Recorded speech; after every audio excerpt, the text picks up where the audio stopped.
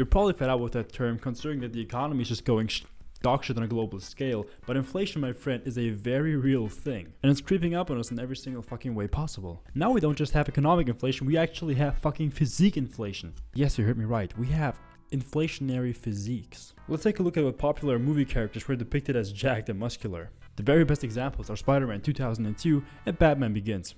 Now Christian Bale was actually pretty fucking jacked in Batman Begins, but like Peter Parker was actually kind of skinny. And bro, if the actor's watching this video, I'm sorry I forgot your name. You're one of my childhood heroes, but you know I just can't help it. But Peter Parker just looked like a regular athletic guy. He didn't really look crazy big. He was just kind of lean, had some muscle, but you know it looked good, but fairly natural, so to say. Now let's put these guys into perspective with modern day fitness influencers. Holy fuck, bro. Holy fuck. Bro, these guys are actors with legit teams around them with millions of dollars and a bunch of resources, while these guys are just fucking random ad dudes who lift weights and decide to record their videos with their iPhones. You see, the thing with our brains is that we can only really see things in relation. We always need some sort of metric to go by. We need something that we can compare something else with. Meaning that in order for us to actually feel warmth, we first have to experience cold in order to actually know what warmth is. Our brains biologically lack the ability to just simply remain objective. Now before we address the elephant, and in fact it's not even a fucking elephant, bro, it's the entire fucking landmass of the mythical continent of Mu in the room, let's get some things out of the way first. That being that it's definitely not because of fucking anime or action figures. You've probably seen or heard debates of like people debating about whether like Barbie dolls cause body image issues for young girls, and by proxy action figures who are jacked out of their fucking mind doing the exact same thing to guys. And in my opinion, that's complete fucking bananas. I grew up watching Dragon Ball Z, Baki, and playing games such as Tekken, and was still in awe every single time I saw a young fella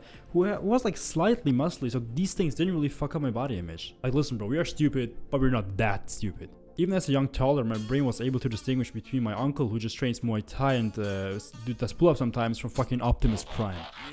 Now anyway, let's get back to the giant landmass that shapes the mythical continent of Mu. Continent of Mu is a hypothetical lost land proposed by 19th century writers, most notably James Churchward, who popularized it in his 1926 book The Lost Continent of Mu. Churchward claimed that Mu was located in the Pacific Ocean and sank thousands of years ago due to a catastrophic event. Whoops, I fooled myself with this one, huh? Didn't I? Yeah, I felt really funny when I wrote this in the script. I was like, yeah, people are probably gonna laugh at it. I bet you didn't. It wasn't really funny in hindsight. Shouldn't have kept it in.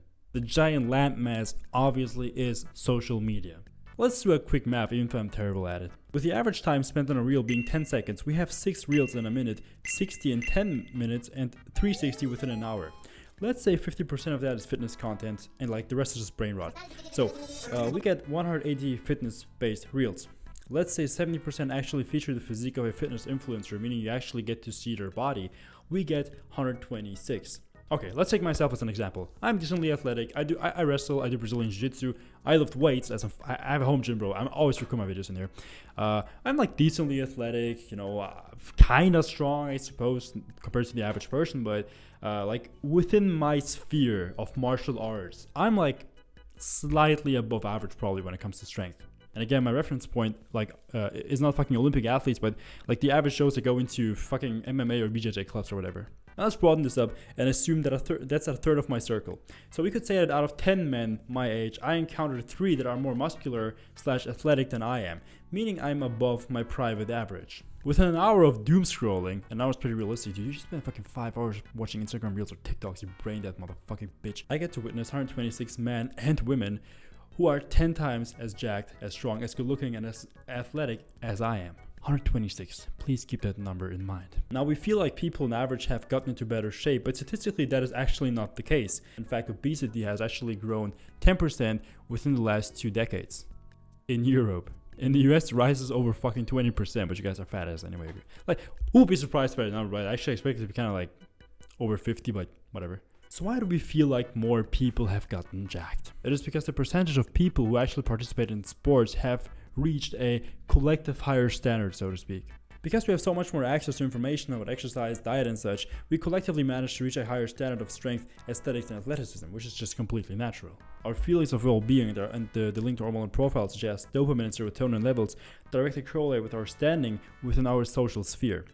Meaning that you, as a fitness enthusiast, having to witness 126 people who mock you to oblivion on a daily basis, fucks up your subconscious reference point and you end up being actually decent looking and strong, but feeling like you're a skinny fat little bitch because in comparison, you are. So if you're watching an MMA fan, that would be like you're going to your local MMA gym and actually being one of like, let's say the top 3 guys. You beat up most people in sparring, right? But then you like go outside and everybody else is fucking John Jones.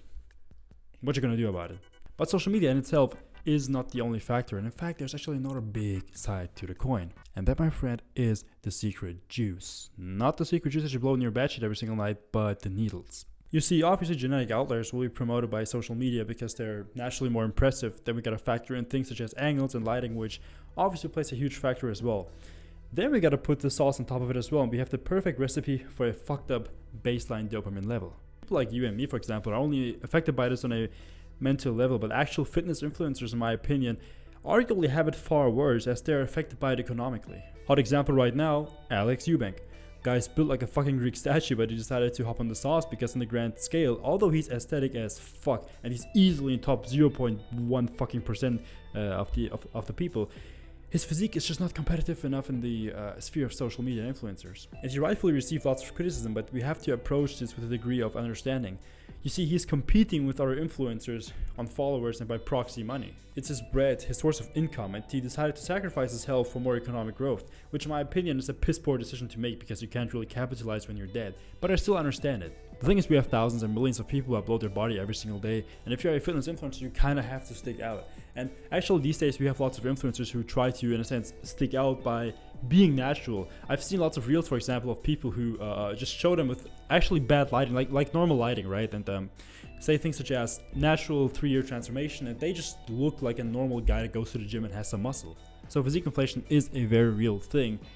But as the saying goes, hate the game, don't hate the player. You cannot blame the influencers for trying to stick out and trying to make money. And the fact that I actually encourage them to go out and make money, I don't mind them arguing me into oblivion. It's all good. But at the same time, I don't want to have a terrible self-image. And the biggest thing that helped me with physique inflation is to, in a sense, simply stop consuming that much fitness content. I mean, I like follow martial arts and stuff, like UFC fighters, grapplers, wrestlers, whatever, because that's like my sphere of interest. It's less so like bodybuilding. But you keep consuming fitness content, your perception is gonna be very skewed, and you're gonna feel terrible about yourself. And if you're being real, you probably don't even need to consume their content in the first place, because I mean, like, there's lots of educational stuff on YouTube, and I'm thankful for guys such as Natural Hypertrophy as an example, because he's educated me a lot when it comes to bodybuilding and stuff. But if you watch a couple of his videos, he's a good guy. You kind of complete fitness, okay?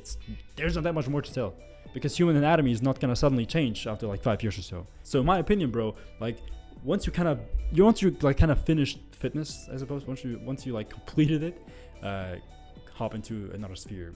Martial arts is obviously like my go-to, but you can like rock climbing, or what the fuck do people do? Tennis? Do people play tennis? I don't know. I don't play tennis. I don't really play ball sports in general, because I suck at them. I pretend that I just don't like them, but the truth is I just suck at them real bad. Because these skill-based spheres suffer from that a lot less, although you're still gonna feel bad about yourself, but not to that extent. I would like to hear your thoughts and opinions in the comments down below, and I would like you to share your experience when it comes to the phenomenon of physique inflation down below as well. And I sincerely thank you for watching my video. If you liked the video, please hit the subscribe button down below. I really appreciate that, and I wish you a fantastic day, my friend.